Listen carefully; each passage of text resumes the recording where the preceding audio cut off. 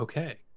No. Luckily, that is not what sad nipple syndrome is. Yeah, I didn't like the guess either, but like it was all I had. You made me do 3. I had made you one do joke 3. cocked and loaded, and you're Yep. like, 2 more, monkey man.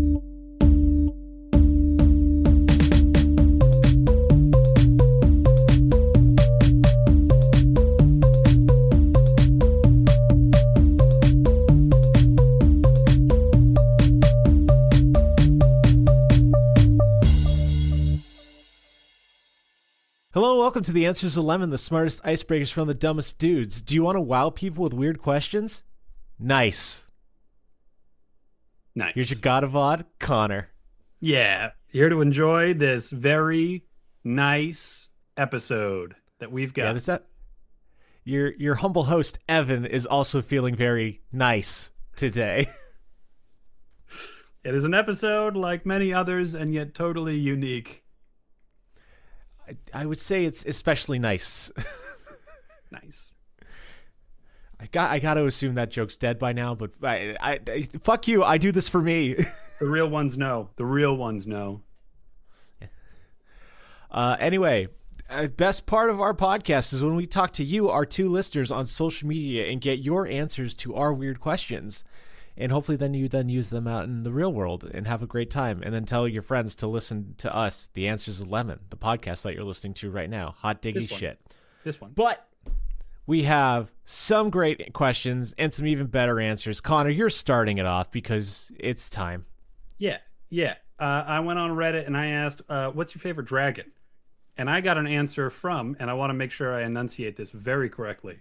This is Forney Hucker 22. Nice. And their favorite dragon is Charmander. And I want to applaud them for specifically choosing a baby dragon that doesn't have any wings. Yeah, no, that's really good. Like, Charmander's just a lizard. Just a lizard. And like, even by almost no criteria, not even the Pokemon franchise's criteria, is Charmander a dragon. But he does breathe fire. And that's close enough, I think. Yeah. And he becomes a dragon by everybody's definition except the Pokemon franchise's definition. Fire flying. Yeah. That's good enough for me. I say, you know what? I'm with you. I say Charmander is a great dragon and we should all appreciate it. Yeah. I agree with that as well. Like, I think the Japanese name for Charmander is just like salamander. So like, I like that. That's an even further fuck you of, no, creator, you're wrong. This is a baby dragon. Yeah. You obviously meant for it to be a baby dragon. So own up. Do it. Yeah. They're just standing in their truth. Charmander is their favorite dragon. It's one of the least dragons out there, but it's theirs. And I love that individuality, that planting your flag and defending it. Forney Hucker 22, I support you in the way that you lead your dragon life. Big fan of that. That's really good. So I also asked the dragon question, and I got a very short answer, a very silly answer, but I love it so dearly, from Gamer Jake 127 on YouTube. And it all Jake had to say was, "Purple dragon get gem, hee hee." That would be Spyro. Am I getting that right? That would be Spyro. That would be Spyro. Is it? Do you think it's the purple or the get gem that they love so much about Spyro? Well, Jake did say purple. Purple. Oh, even better. Yeah. No, my answer for that social post was Spyro as well, and I'm not playing favorites. It's the fact that Jake just said, "Get gem, hee hee." Like, you said everything about Spyro without saying Spyro. Yep. And I'm like, yeah, that's. What a wonderful way to sum it up. Like, not only is he your favorite, he's incredibly famous that you can just say purple dragon, get gem, hee hee. And even you, who has not played Spyro game. Not a single one. Connor has not gotten one gem, hee hee. No, I am not purple dragon under any circumstances. So, yeah. feels good. It feels good in my heart. My heart of hearts. Feels right. Yeah. Anyway, how you been? Most important first question of the podcast. I'm getting along. Getting along. Nothing great, nothing terrible. It's been a real middle of the road, a real milquetoast kind of a couple of weeks for me. Spell milk toast. Go. Milquetoast. I think there's a hyphen in there somewhere. I think it's after the O. I'm not, you might be right about that, but I'm pretty sure that milk toast is, first off, supposed to have the 3 syllables. You're supposed to have the between the milk and the toast because there was a really, really boring dude in like Victorian times who was named Baron Milquetoast. Something like that. Neat. It is a single word. I just remember being at work, and then my friend comes back from a conference, and they just go, they spelled milk toast with a K. That's some Charlie Kelly fucking dinner shit right there. You know, the amount of people who would love such a weird and obscure term, but not enough to learn how to spell it accurately, because it gets even more interesting when you find out that it's, because everybody has the same experience. The first time you hear it, you're like, oh, milk toast. That would be a pretty boring dish. That would not be very flavorful. Yeah. And then you find out that it's Milquetoast, a dude who sucked and just bored everybody so much and had a perfect last name to communicate how boring he was. Right? And then you learn that forever. The most fitting part of this, though, was she was at a writers' convention. That person is obviously a spy. They were there under false pretenses. That was how you figured out who the imposter was in the room. Right. I don't have a joke. I have no jokes. I'm not sure why you would spy on a writers' convention. Maybe you're out there stealing storylines. Could be that in very like Gilderoy Lockhart, I'll take everybody else's stories and pass them off as my own kind of fashion. I mean, it was a content marketing conference. And those things are expensive, so like, yeah, I guess if you could sneak in, sure. There's a bunch of free food. Yeah, maybe you can take swag from the sales tables. It could be that they did it on purpose just to piss people off. I hope so, because it sure worked on me. Anyway, Milquetoast couple of weeks for me lately.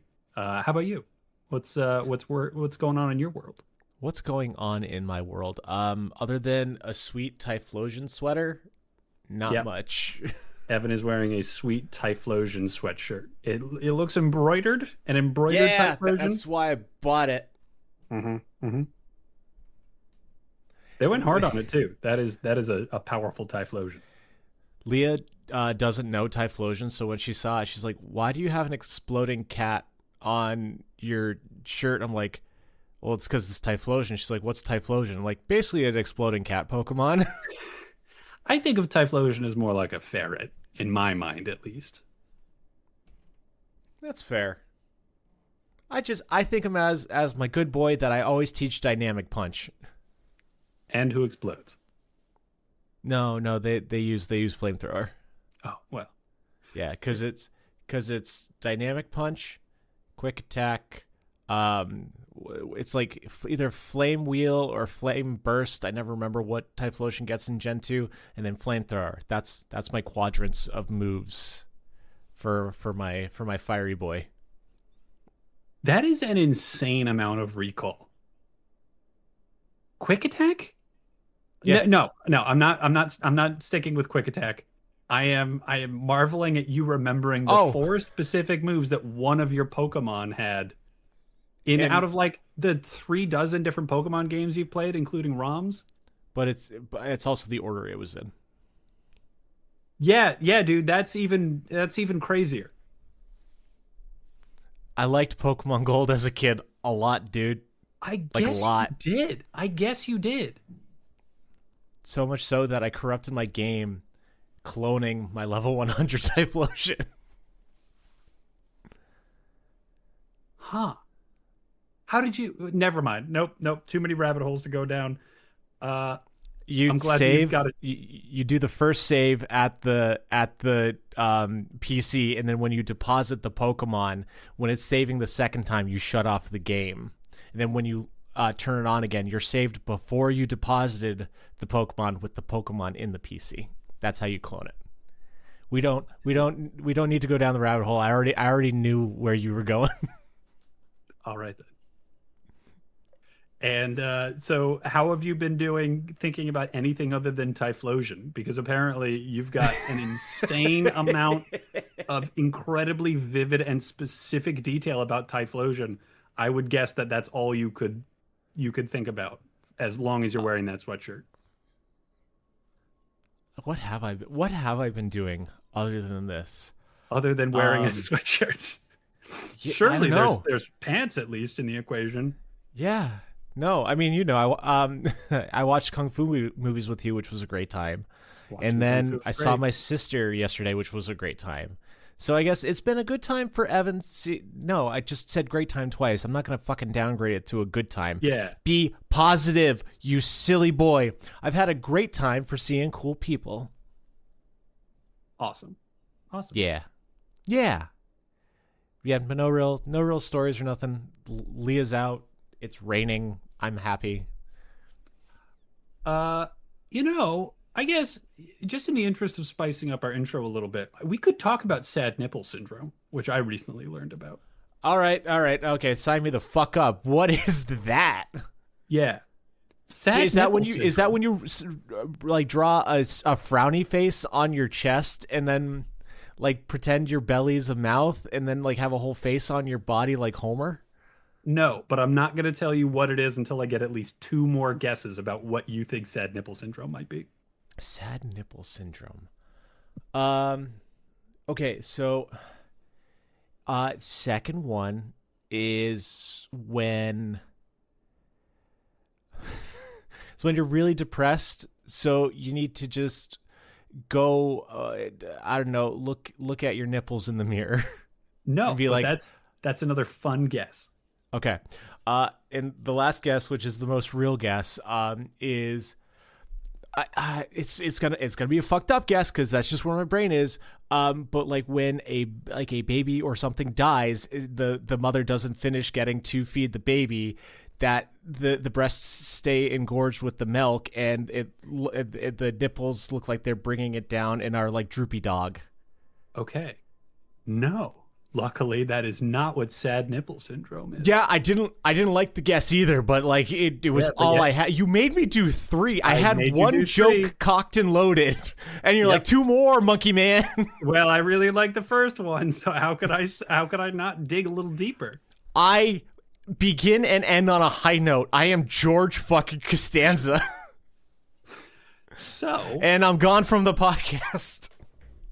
sad nipple syndrome, more common for women, but also happens for men, is for some people, whenever they touch their nipples or their nipples are touched, they feel sad. It's a very distinct dread or homesickness or guilt feeling that some people have as their nipple is touched, and then it goes away very quickly afterwards. Okay, directly skin to skin or through clothing as well. Just like pressure of any kind.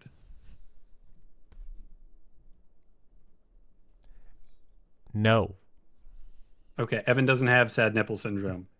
Honestly, I pushed my nipples a little too hard, and now they're a little tender. Evan has tender nipples, but not sad nipples. Well, what about yours? Touch your nipples. No, it's What good. is this It's this all right. podcast? We're okay. Why do you listen? Why do we talk? Yeah.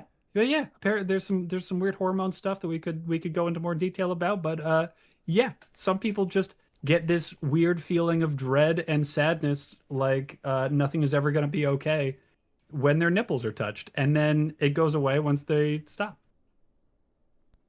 That's really interesting. Sound off in the comments if you have sad nipple syndrome. Yeah. And I wonder if like that is almost like like if there's like a subset of that subset that then have like a fetishization of like, yeah, baby, make me sad. Make me feel like I'll never go home ever again because the home I used to know is gone. I don't know. I don't think so. I do not think so. But you know what? There's a fetish for everybody, isn't there? I wouldn't know, and I hope not to find out. No shame, just not for me. Fun fact. Yeah. Yeah, thank you for enlightening me. I've learned more about the world around me and more about myself. Yeah. What yeah, the wonders this podcast have done for my life. You didn't know it before, but for the rest of your life, you'll be grateful to have typical nipples. I'm writing in my diary tonight. I found out I don't have sad nipples today. Unfortunately, the everything else about me is sad. And yet, fucking crawling in my skin in the fucking background. I've been listening to Linkin Park's Reanimation lately. I've also done that. I'm picking up on that. It's really good. But yeah, that's very fun. Let's go into the other fun part of this podcast, which is the questions. It's time for questions. The question time. What number does Connor have? Ba-da-da-da-da. 58. Hey, nicely done. I didn't think you were Thanks. gonna do that. I did what I could. Hey, Connor. What's a little something that you just do for yourself? Verify how my nipples are typical and not sad. Just every now and then think, of all the problems I do have, what's one problem I don't have? A little something that I do.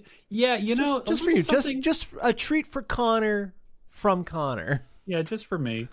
A little something that I do for myself. When I make tea, I warm the mug up first. How do you do that? Wait, you got your hot water, you just splash some of your boiling water into the mug first and give it a swirl like a little while, and then the mug is hot, and then you put your bag in it and the rest of the boiling water. And I do it not because I can tell the difference between a warmed mug and a not warmed mug, but just it feels like a little ritual of I'm gonna do this the proper way, even if it makes no difference whatsoever. Okay, yeah, a little bit of like, yes, I am worth it. Yeah, just it is me, not Maybelline. That's right. I wasn't born with it. I make myself warm the mug. Okay, yeah. So it's just. How did you even start doing that? Were you like, I want to find out if I'm going to notice a difference? Or it's like, this is the letter of the law. My weird morality says that I need to abide.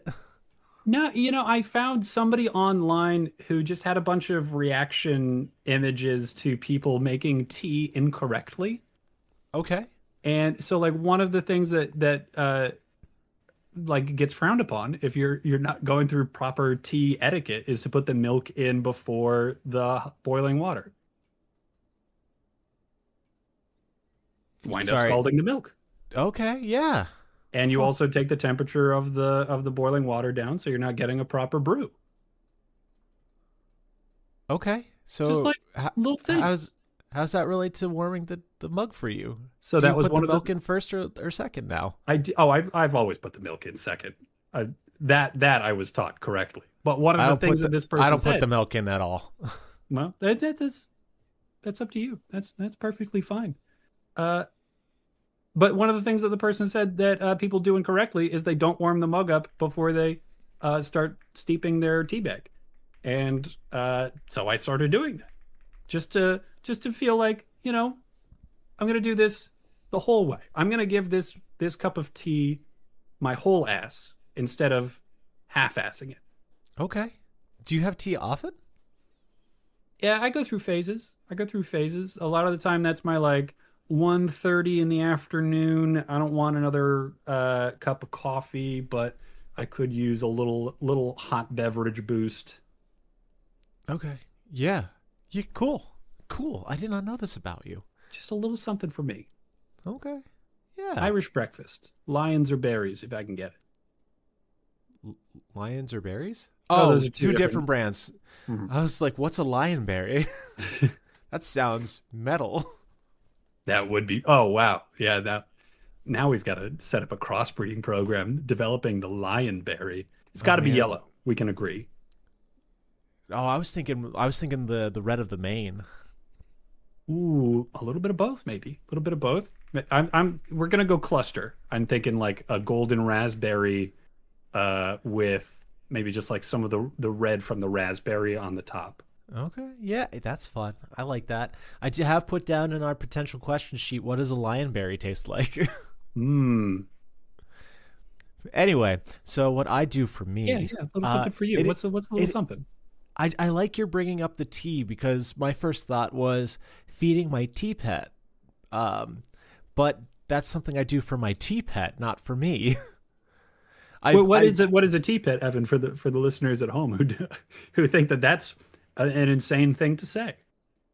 Oh yeah. So I didn't know about it until I got one as a gift from my partner Leah. It was a little like porous stone chicken that you just in tea rituals you like douse in a little bit of water when you're getting rid of like the waste or if there's like leftover tea. Instead of throwing it away, you feed it to your tea pet, which over time with continual tea application feedings, if you will, it gets kind of a lustre patina over it from the tea and will Hmm. even smell like the teas that you use most frequently. It sounds nice. And It's great. and so for you, you don't feel like feeding the tea pet helps you at all. That's you being a generous soul taking good care of your tea pet. Yeah, no, because honestly, Lee and I were talking about it the other day, and it's like, oh man, I've been neglecting the tea pet.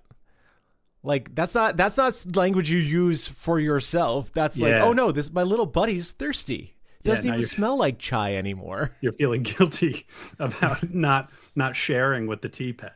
Yeah, yeah, because he smelled like chai for quite a bit of time, and he's got stupid little eyes. I love it's such a good gift. But yeah, so that's not for me, but it is tea related. Hmm. I'm going to go with what a little something that I do for me is draw a bath. I know we've had the conversations about baths or showers Hmm. in the past, and I fall heavily on the side of baths. I know you do. But um, yeah, it's just taking that little extra time to kind of luxuriate in my washing, or even sometimes I'll even if I'm like I have cleaned recently enough. There's sometimes I'm like I'm just gonna go soak in hot water for a bit, but it's the same kind of thing of like no, I don't just open the faucets and let it be. I put in the Epsom salts. I have a little bit of bubble bath. I've got little rubber ducks that I put in to float around me based on the season. Excellent. And I usually enjoy crappy manga that I bought at the Goodwill. That's usually my relaxation method of choice when it comes for bathing. So yeah, we have argued about showers and baths, and we will argue about it again. But in That's just who we are. between those in between in between those conflict zones, there is neutral ground where we can come together and agree that baths are a great way to relax. Yes, very much so. And I think there might be like even inside of that maybe another conflict area where I get nervous about bringing a book of any kind anywhere near a bath, and I it makes it wigs me out a little bit to hear you reading crappy manga while you're relaxing in the bath.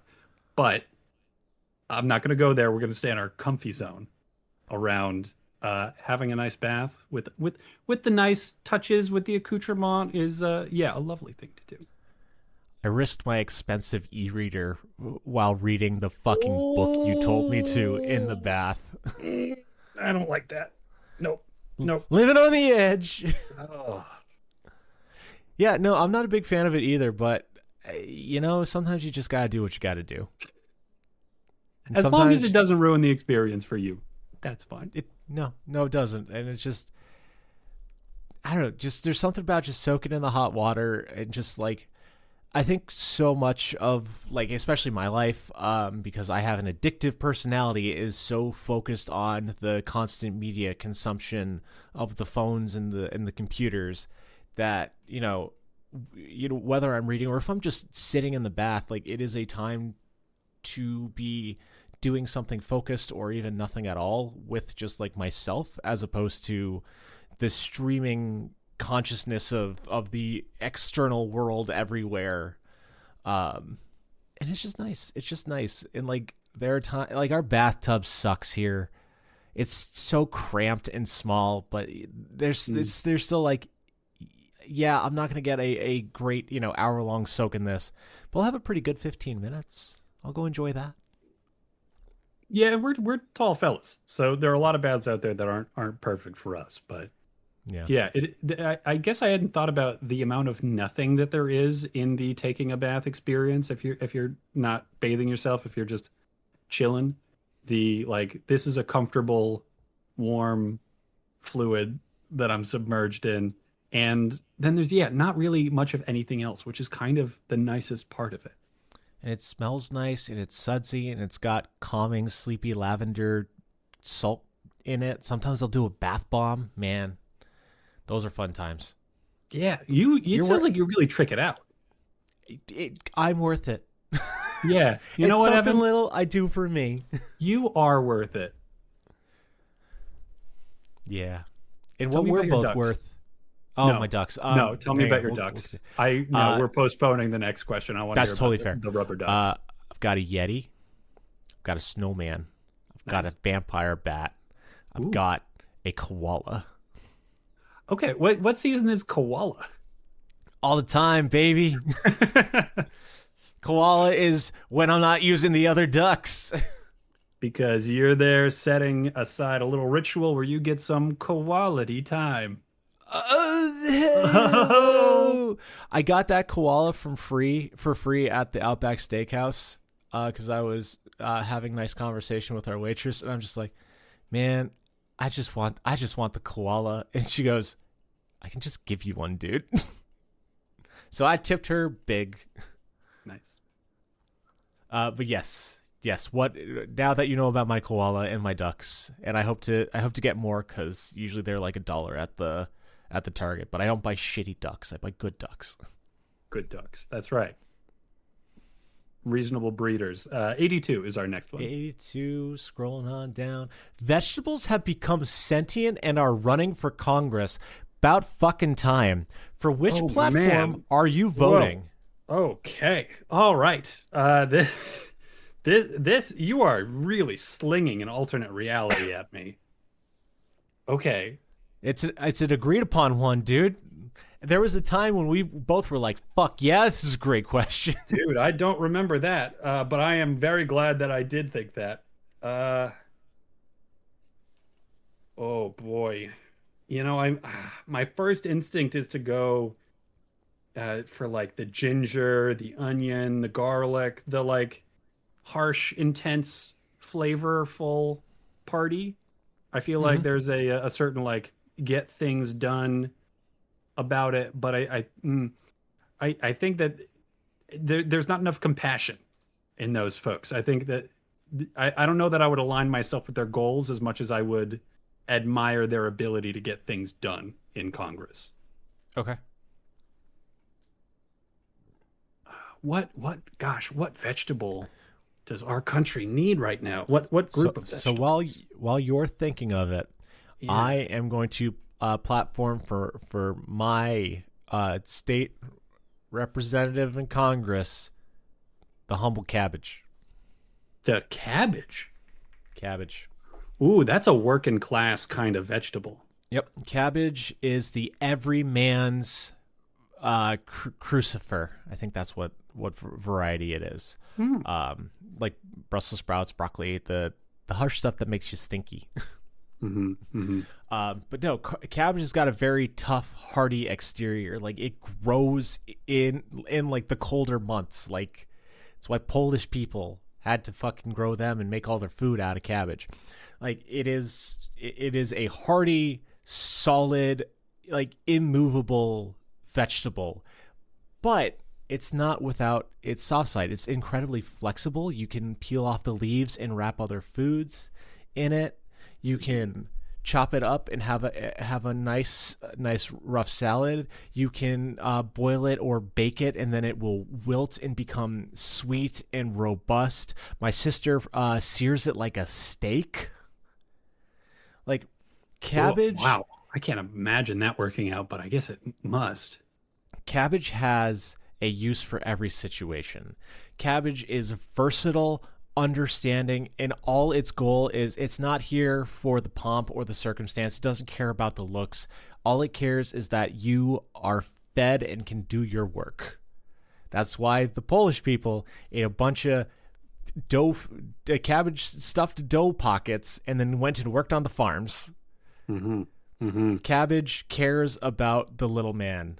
Don't care if you're rich or you're poor, you can afford cabbage and you can turn it into a delicious meal.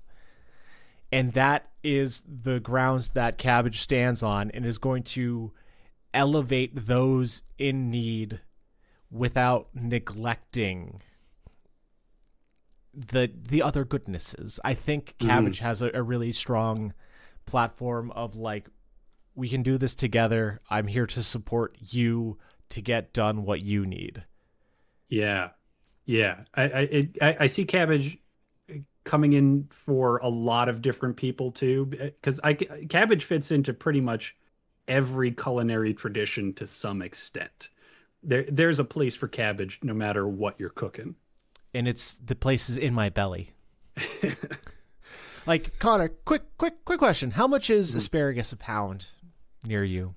Oh gosh. I think in the high season it's probably like $3.50 a pound. 69 cents a pound cabbage. Yeah, that's hard to argue with. They'll be good for unions for sure. Yeah. Cabbage comes from the soil and the dirt and has never forgotten its roots. And it will never forget you. Vote today. Vote cabbage. Okay. All right. My concern, if I have any concern about cabbage, is the difficulty it might have standing out. Because I see cabbage being a great team player, which does come in handy. But I can also see cabbage being overwhelmed by colleagues and coworkers, where you can't always find the cabbage in the mix. That's fair. I think he's hardy enough to withstand. You know what? I feel you. What I would like to bring to the table, I think, is the humble cucumber. Okay, English or pickling? I think that this is a cucumber that can operate in both capacities. Okay. Because it's, for me at least, once you put cucumber into a dish, the cucumber is always there. It's rarely overwhelming. It's rarely loud or dominant, but it's always there. I feel like any legislation that the cucumber has to sign off of is going to have a little bit of cucumber in there. Everything is going to be turned just a little bit towards the cucumber agenda. You can't get them to sign off without a little something. You got to bend. You got to compromise, because the cucumber will be in there. Man, I'm really glad I'm voting for cabbage because I fucking hate cucumber. And that's, not everybody loves cucumber. There's no denying it. No, in the same way that not everybody loves cabbage. That's fair. And but it's, yeah, because my worry with cucumber is not like, it can be a little, like, it can be abrasive, and the trouble with it is cucumber fails when it's mishandled.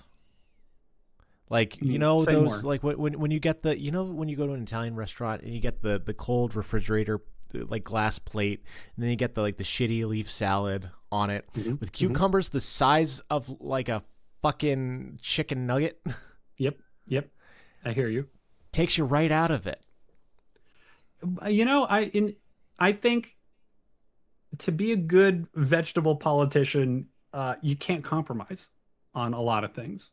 And You just say cucumber now will cucumber's always going to have compromise in everything.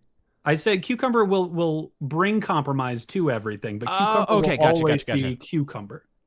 And whether you like it or not, it will remain cucumber. You can't uncucumber it. I guess you do know what you're voting for when you vote cucumber. And cucumber will always be that way. There's nothing you can do to make it not cucumber. And I think this is a strength for cabbage and the cucumber is that they can handle very difficult environments. That's why pickles are so good. That's why coleslaw uh, gets along so well in such a variety of dishes. They can handle the acid. They can Sauerkraut. live through. Yeah, coleslaw and sauerkraut's mostly the same thing, right? No, coleslaw is a salad made with mayonnaise, and sauerkraut is a fermented leaf. Huh. Well, wow. I mean, cabbage I learned a little cabbage something. is the base of both things, but yeah, no, coleslaw is like sugar and salt and mayo Fine. and Yeah. All right. Well, and now I know a little more about your political platform of choice. Now I know even more about the flexibility of cabbage and the good works that they do in the mayonnaise sector. yeah. Yeah, we just had cabbage with dinner the other night with the corned beef. It was delicious. Hmm, nice. We fry it up and hit with a little bit of apple cider vinegar. Well, I'm gonna hit you right back. You're not a cucumber guy. I'm not a cabbage guy. As much You as I am a like my corned beef guy. pierogi? That's the exception. The only exception that I have found so far. Every other time I have been able to detect cabbage, I have thought this should not be in here. This should be something else. Well, we'll get you someday. Right now, let's get another question. 92. 9-2. Would you rather have raw spaghetti for arms or cooked spaghetti for arms? From one May, otherwise known as Mint Pocky on Instagram. Go check out their cosplay photos. They do a really good job behind a lens and in front of one. This is obviously an absurd question. And the only way to deal with a question like that is to take it extremely seriously. So, these are my arms. I'm going to assume that they are flawlessly incorporated into my body and that my immune system is going to be able to handle anything that comes their way in the same way that my skin can. Okay. I got to think that cooked spaghetti is going to be less prone to infection or more prone to infection than uncooked spaghetti because there is still a porous surface, a lot of moisture going on. But there's almost no utility to uncooked spaghetti arms. I feel like you could do better with any prosthetic than you could with cooked spaghetti because cooked spaghetti does not bend. So you're going raw spaghetti? I'm gonna, no, yeah, I'm gonna go with cooked spaghetti. Uncooked spaghetti, the raw uncooked stuff would not bend. That's the problem.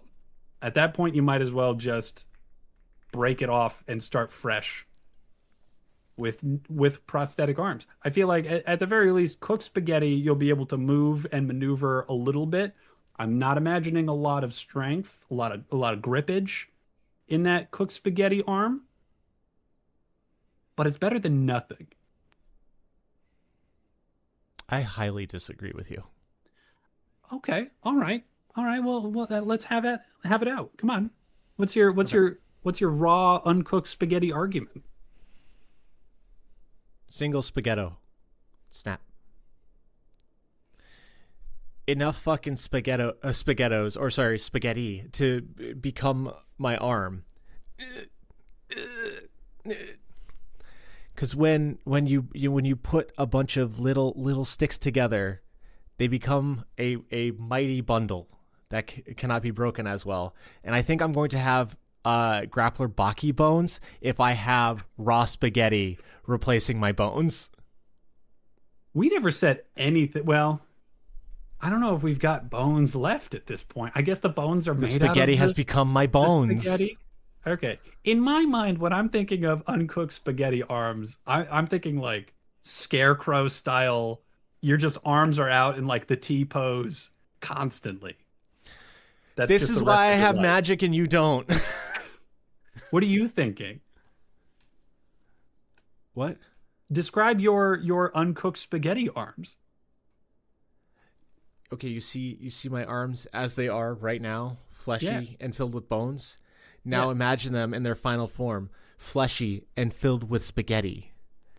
And it's going to like I have the same utility, but the thing is my fucking force and my like ability not to break is magnified like Dopo Orochi's son with the extra bones because there's extra spaghettis. Can you make an argument for you having any movable joints in your uncooked spaghetti arms? How are the brittle ends of the uncooked spaghetti going to connect the other brittle ends of uncooked spaghetti in a way that allows you a range of motion? Because of the rest of my flesh and ligaments, You dude. don't have any flesh and ligaments. It You've doesn't got fucking say it. spaghetti. It says I've got spaghetti arms, and my arms are made of bones. Now they're made of spaghetti. You're just pissed because you can't fucking punch me anymore. The best you can do is No. a whimsical little slap. I can A I very can wet, soggy slap. an extremely wet and soggy slap, and anybody who has watched Baki knows that is the most painful use of your arms that there is. Unless I tighten all of my skin with my spaghetti bones. All right, yeah, but who's got spaghetti bones that'll tighten hard enough for that? This guy. I I'm in doubt it. Baki. I doubt it very much. Can I be completely honest with you? I'm so Yeah. pissed you took cooked spaghetti. Yeah, no because I had kidding. such a better answer than you. Because I was gonna have fucking Rayman arms where I like whip my fist attached at the end of the cooked spaghetti and throw it across the room like Rayman. Instead, I've just got really strong, punchy arms. You're just Read me the upset que- because read me I'm the question. imaginative and you're not. Read me the question verbatim. Would One you more time. rather? Would you rather have raw spaghetti for arms or cooked spaghetti for arms? Cooked spaghetti for arms, not cooked spaghetti arms. Instead of arms, you have the spaghetti, either cooked or not. That's your choice, and that God has given you or whoever this person is. There's nothing about you, they're gonna work just the same way as your arms do. Connor, you had a flying spaghetti monster joke right there, and you left it just hanging. I did. I left it hanging, much like the flying spaghetti monster is always doing. Thank you. All right, fine. Then, under those circumstances, my elbow is a meatball. Oh, well, that's fair. Well, then that's a good point. You've got me there. It's just facts. It's just facts and logic. What's our last question for today? It's number 67. We were 2 away from nice on the nice one. 2 away from nice, yeah. But the die don't lie. Oh, no, I am. We are audibling this one because 69 on the nice episode is you get to star in a sexy calendar shoot. What's your month and theme? Yeah, okay, that's fair. I'm sorry, that one was too perfect to line up to not go with. Okay, the die do lie. All right. Hey, sometimes DMs have to fudge shit. That's yeah. Oh yeah. no, your character totally lived. That's 300 points of damage. What the fuck? Oh, calendar shoot. You know, I'm still thinking about the vegetable politicians. I'm almost wondering if maybe I could do like a sexy farmer thing, but I don't think I could pull it off. I've got mine. I've got What mine. what do you got? What do you got? November. You doing a mustache? I'm not doing a mustache. What are you doing a doing? corn. I'm doing a corn. Like I am the Thanksgiving table spread. Mm-hmm. Just spread out like all delicious, and there's foodstuffs like like hiding my bits and Sure. stuff, and I'm looking very delicious. Mm-hmm. And then the cornucopia is just covering my junk. Nice. Yeah, there is some visual communication going on there. Okay. So Like Connor, you could say I'm not even a snack. I'm a whole goddamn meal a feast even. for the eyes and the senses. Where Oh, does the turkey is that a little bit of cake I see? where does the turkey come into play in this equation? I'm resting my head on it like a pillow. Mm, I'm that sounds disgusting. Yeah, no, like the photo's great, but like the shooting experience is horrible. Like I'm covered in grease. Sure. Yeah, yeah. They Yeah, forgot no, to put this the is trivets down before they have the sweet potato pie put on your shoulders. You've got this second degree burn underneath everything. But all these people showed up. Like Oh you my can't go home god. now. Everybody came. The lighting guys are there.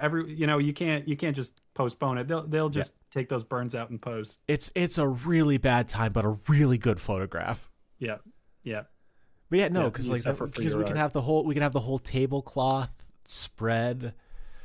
Like yeah, and we could even fucking Norman Rockwell it and have a guy, like he's gonna saw it into me, and I'm like, ooh. Hmm. Hmm. Hmm. How many? How how heavy are the like cannibalistic overtones? Minimal. Okay, yeah, you've got to be careful because you do want to look tasty, and if you've got people around you who are ready to eat, I was like, assuming I was empty, but like you seem like you want people in my shot, so well, I'm you trying just to. said that you had some guy around with a knife, That was ready to after you're carve. like, oh yeah, all the people are here and set up. I thought you were talking about like people at the table. Oh yeah, no, I was thinking of the I was crew. trying to yes and you.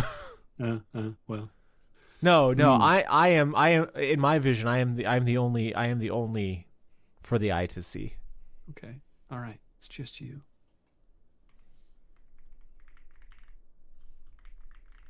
Okay, all right. I feel like I can't handle February because that's got to be the Valentine's Day.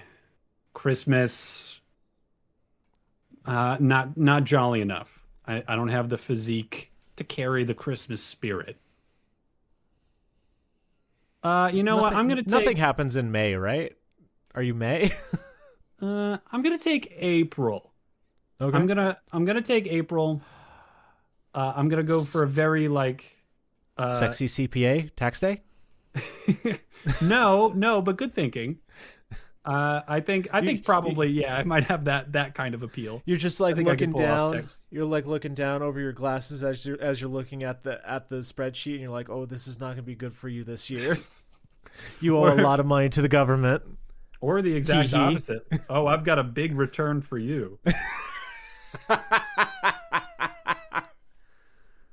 But of course, any CPA worth their salt would refuse to be added to the April calendar for that. They should be working on that in March at the very latest. You're going to do that. You're going to finish your taxes out in the first 2 weeks of April, cutting it close. Dude, Leah finishes it in February. I got mine postmarked on tax day last year. Yeah, I was I definitely when I was doing taxes, I was definitely an April return kind of guy. But luckily nowadays, I have a very responsible wife who takes care of taxes well in advance. I'm looking around my table and I don't know where I put my tax documents. So Get on that. fuck. And you too, listeners, you also need to do your taxes soon. But you can do Sorry. that while you check the calendar of April, which will have tax day on it. And above that will be me. And I'm gonna go for a like spring is sprung out in like the forest with everything's blooming, the spring green Yep. is coming in, and I've got like a very convenient collection of branches concealing everything with Oh, nice. with a heavy overtone of like Sasquatch, like caught in the wild. You know, sort of like this is a glimpse that maybe I wasn't supposed to have. This doesn't belong to me. This person is nature in a way that I have Like, no claim to. I don't know why, but do you know the Morton Salt girl where like I think it's the Morton. No, it's not Morton Salt. She's pouring the thing. It's the Copper Tone girl where the dog is like biting her swimsuit and there's like just like a little peak of the tan line there. Yep. For some reason, I'm imagining that of like it's you turn around like just caught. Yeah. The cameraman like, oh no, you've seen me. Yeah, but not like in a very I'm embarrassed, oh no, I should cover myself sort of way, but just in a I see you seeing me as I lope through my natural habitat, and I acknowledge you're seeing and we see each other kind of a way. I don't want anybody to look at April and be like, oh no, I've caught this person in an uncomfortable situation. This is not a man whose clothes was stolen by bears overnight. Yeah, I'm perfectly at ease, perfectly comfortable. It's like Garden of Eden level of nudity. Okay. All right. And I so it's the posing that makes it sexy, I assume? Oh, it's just my natural sexy bod that makes it sexy, Evan. Well, that's the end of our podcast. You didn't need to listen this far, but you did, and we appreciate it. Yep, you really hung in there. If you want to help us out, that'd be nice. And just tell us to your friends, rate positive. Fuck. We have email, get questions answered, answers questions, etc. Gmail Connor. lemonanswers@gmail.com. Yeah. That's lemonanswers@gmail.com. Please send us. Send us, please. Please. For social media, Weird Question Wednesday fun, you can find us wherever there's not being run by Nazis at. The answer is 11. The answer is 11. Love you, bye. So sorry.